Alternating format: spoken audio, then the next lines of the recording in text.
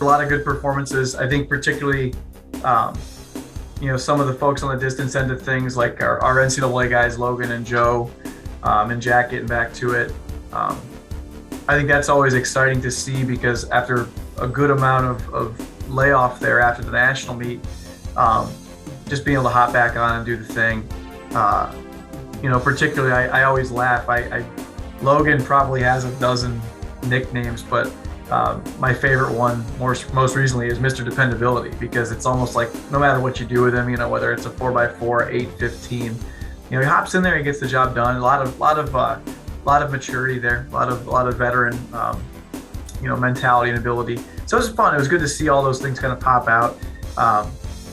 Friday the weather was not super ideal, and they throw javelin down there on a grass runway, and Adrian was able to open up her season of jav and throw. I think it was a national top 5 mark at the time that it was thrown. So it's just exciting. It was almost probably the first meet where we had everybody there together and everyone was doing their thing and getting marks in. And so I enjoyed it. They enjoyed it. It was a great way to open up there. I think the team is pretty excited. It was really cool just seeing so many people PR last week.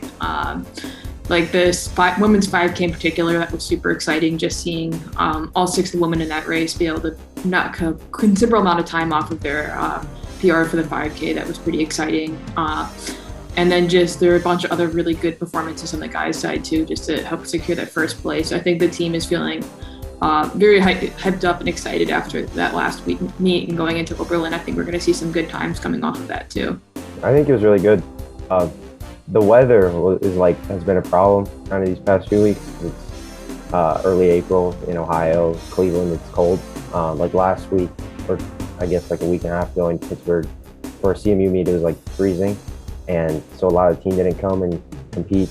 So I thought it was gonna be the same thing this past weekend. I thought we weren't gonna have the best performances, but everyone did an incredible job. Like some people have put themselves in a position where they can qualify for nationals if they keep improving at their rate that they think competing at. So it was really impressive. A lot of really good performances. And it was really, really cool just to cheer on everyone. And we got a couple weeks till UAA, so these meets we're still just getting ready for the conference meet. So to see people hit the marks that they hit at this past meet was really, really impressive. This one might be a little bit different from last week. Last week, I think we got fortunate, particularly on Saturday, where the weather was ideal.